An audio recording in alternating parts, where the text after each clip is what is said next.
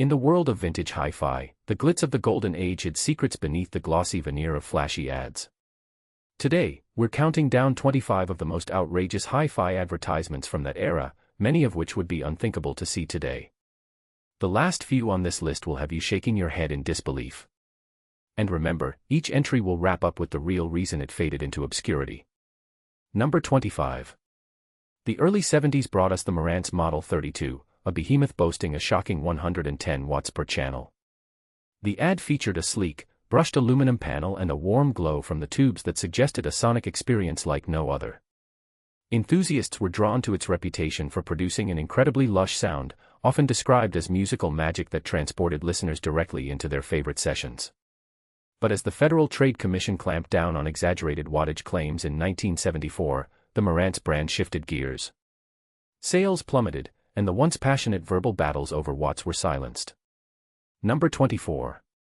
Next up is the Technics SA500 receiver, which proudly flaunted its ability to reach frequencies as low as 10 Hz. It drew crowds with its wide, colorful knobs and solid build, captivating ears with the promise of a rumbly bass that shook the floor. Discerning listeners swore by its basement-shaking brilliance, leaving friends in awe of its low-end response. Unfortunately, the FCC took a closer look in the late 70s, exposing dubious frequency claims and leading to a sharp decline in trust for this super bass promise. By the early 80s, the Technics brand had to rein in such claims, making the SA500 a nostalgia piece rather than an audio powerhouse. Number 23. The late 60s brought us a curious crossover, high-fidelity speakers paired with a popular brand of cigarettes in ads like Light Up and Turn Up. Promo photos displayed sleek speakers alongside packs of smokes, promising that nothing complemented a great record quite like a cigarette. Listeners loved flipping their records while enjoying a smoke, relaxing in a haze of mystical sound. But with growing awareness of health risks and the tightening grip of advertising regulations, the foolish combo soon vanished. By the late 70s, the era of fusing smoking with high fidelity had to be extinguished. Number 22. In 1971, the JBL Paragon claimed to amplify the allure of any living room with its stunning curved design that resembled fine furniture more than audio gear. Enthusiasts reminisced about the rich wood veneer and utterly roomy sound that filled spaces with imagery of live performances. It felt like a time machine taking users back to the concert hall.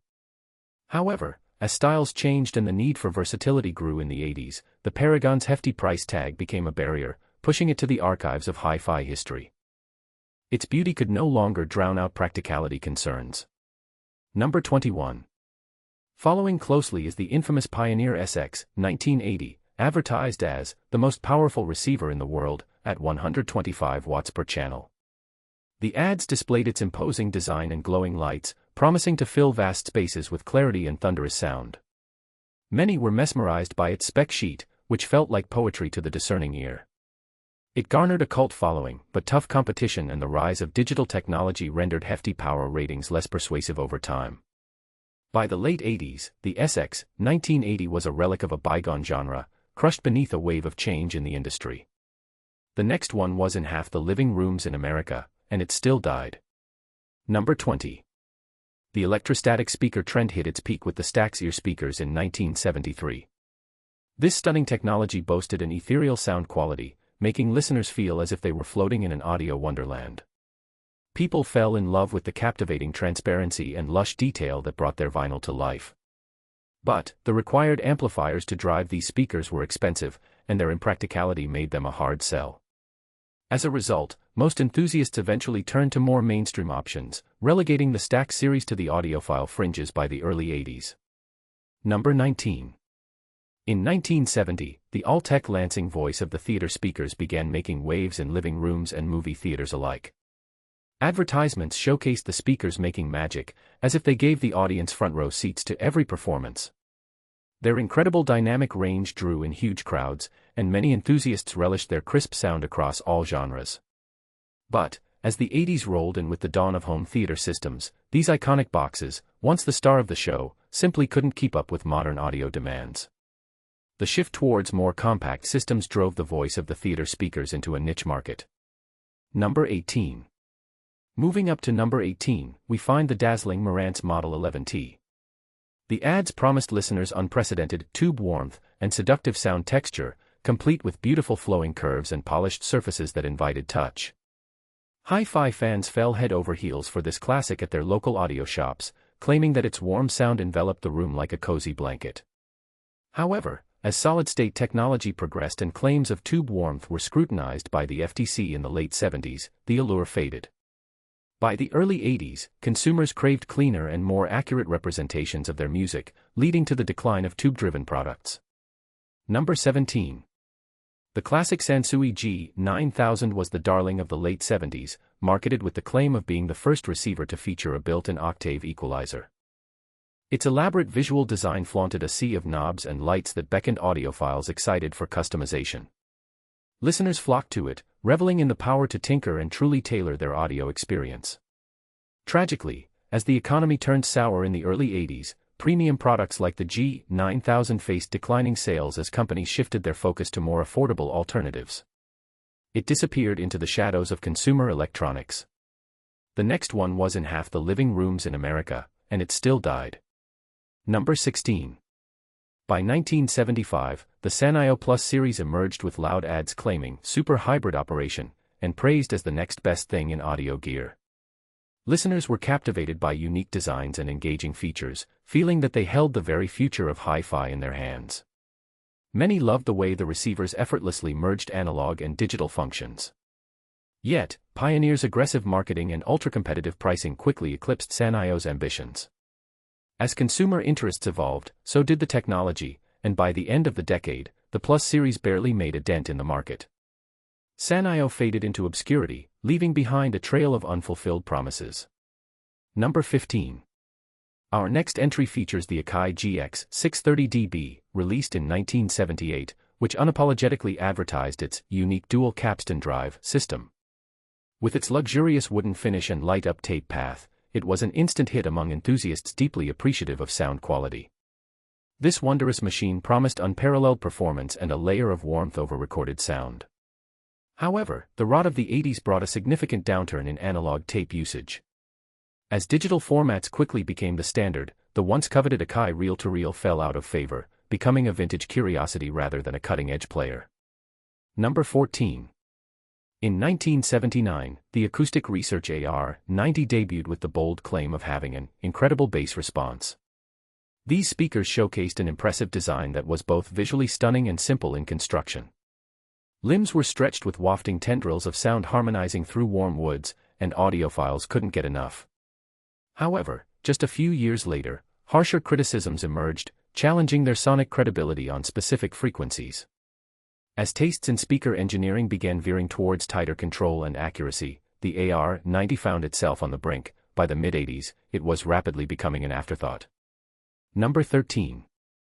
The infamous cool hi-fi system from Sony in the early 80s, dubbed the Walkman of home audio, featured a line of cassette decks that promised audiophiles the ultimate portable experiences. Advertisements shone a spotlight on groovy young people rocking their music with exaggerated claims of sound clarity. While it did take home audio by storm, powerful downloads and the rise of CDs quickly leapfrogged cassette technology. With each new iteration of digital formats, the clunky cassette players found themselves lifeless relics on hastily cleaned-out shelves, leaving an indelible mark on the music industry landscape. The next one was in half the living rooms in America, and it still died. Number 12. The Pioneer PL600 turntable captivated hearts with its lavish ad campaign in 1978, claiming unprecedented accuracy for vinyl playback.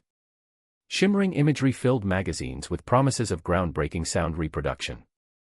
Those who owned one were blissfully satisfied with their acquisitions, believing they had secured the pinnacle of sonic fidelity. However, by the mid-80s, digital formats took hold with their precision and ease of use, further relegating the once beloved PL600 to the pastime of audiophile hobbyists experiencing vinyl through its dusty nostalgia. Number 11.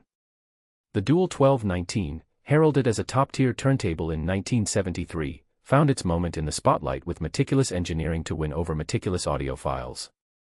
Ads flourished with promises of adjustable tone arms and precise speed regulation, detailing the experience of playing vinyl amid warm wood accents. However, high-end turntables were becoming a thing of the past. As belt-driven and direct drive options gained widespread acceptance, the Dual lost favor. By the end of the decade, the rhythmic beauty of this vintage model slipped into its overdue retirement. Number 10. By 1975, the Heathkit AR-1500 emerged, proud of its DIY build, inviting tech-savvy enthusiasts to craft their masterpiece. Highlighted by explosive ads promising unparalleled customization, the AR-1500 made waves with glowing reviews. Home audio lovers cherished the chance to fine-tune and enliven their audio experience through the magic of hands-on assembly. But, as the 80s rolled onward, time demands evolved, requiring easier solutions. Gradually, DIY projects like Heathkit fell out of favor, fading into the background of simpler plug-and-play systems. Number 9. In 1971, the Kenwood KR-1000 made waves as the ultimate receiver, showcasing a tactile and responsive experience. With ads depicting audiophiles totally mesmerized at their setups, enthusiasts rushed to make it their anchor in a world of consumer sound. The exhilarating sensation of its weighty knobs and sleek aluminum front panel kept audio lovers dreaming of their ultimate sonic journey. However, over the next decade, models with even higher wattage began maturing the market, prompting a re-evaluation of what ultimate truly meant and leaving the KR-1000 behind as a past memory. Number 8. The Sansui 82 featured prominently in Ace ad campaigns throughout 1973, claiming a toasty blend of high power and rich warmth. Its flashy luminous eyes attracted audiophiles drawn in by unrivaled tactile control on a premium-looking casing. Many swore by its vivid detailing, believing every note brought music to life, much like a glorious concert experience. Despite its cult appeal, skyrocketing consumer interest in lesser offerings created substantial competition. The glory faded as the glow diminished with rapid market shifts by the late 70s, leaving the Sansui 82 as a relic. Number 7. In 1975, the Fisher Corporation rolled out the Studio Standard line, boasting advertisements that promised realistic sound and amazing value. The brand's captivating graphic designs depicted joyful families gathered around pristine audio equipment, creating an ideal family experience.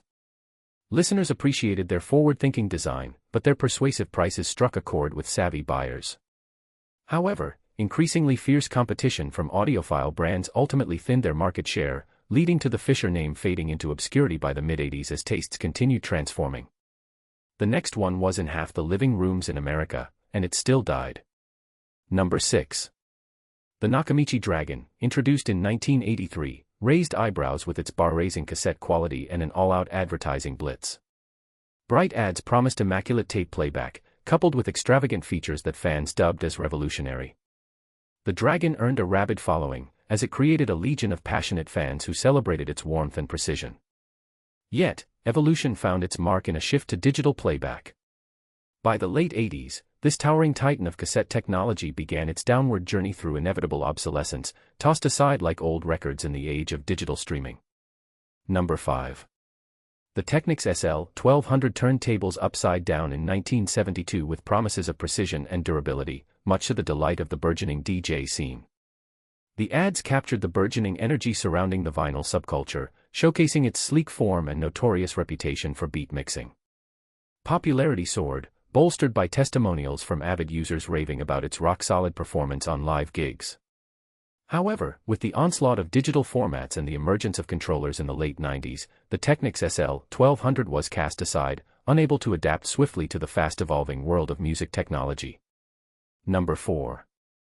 At number 4, we find a bold claim from yet another Fisher model, the Fisher R30 stereo receiver, backing its bravado with an ad shouting about its incredible stereo separation. This model captured hearts with its fun feature set and solid power, promising a lush audio experience. The smell of warm electronics made evenings relaxing, and fans reveled in the sonic artistry it could create. However, as new competitors such as Yamaha and Onkyo entered the arena, the R30 found itself overwhelmed by the innovation. The transition to high-quality digital audio shipped Fisher into obscurity, making this masterpiece an afterthought in a swiftly changing landscape. Number 3. The dual-deck Marantz SD-7000 emerged triumphantly in 1975, causing ripples of excitement in the audio world with ads that flaunted its true dual recording technology. Smooth aesthetics caught the attention, sparking imaginations with its promise to redefine home recording. Many fell in love with the tactile joy of creating mixtapes while experiencing that unique Marantz warmth. Unpredictably, the downsizing towards compact discs in the 80s left the SD-7000 on the side of the road, overtaken by a digital rush that surged past it, forever etched in hot nostalgia. Number 2. By the time the Kenwood KR6000 graced the stage in 1977, it became known for its sleek design and proximity to audio perfection, promising unparalleled sound quality in a compact receiver. Enthusiasts marveled at the sturdy build, enhanced features, and the sonic satisfaction that enveloped spaces with classic rock bliss. Amidst a sea of staggering options, Kenwood found its place. But the dawn of home theater systems in the late 80s created chaos. The KR6000's clear sound and compact charisma couldn't compete with the theatrics of surround sound, and the once-coveted model quietly succumbed to the inevitable evolution of audio systems.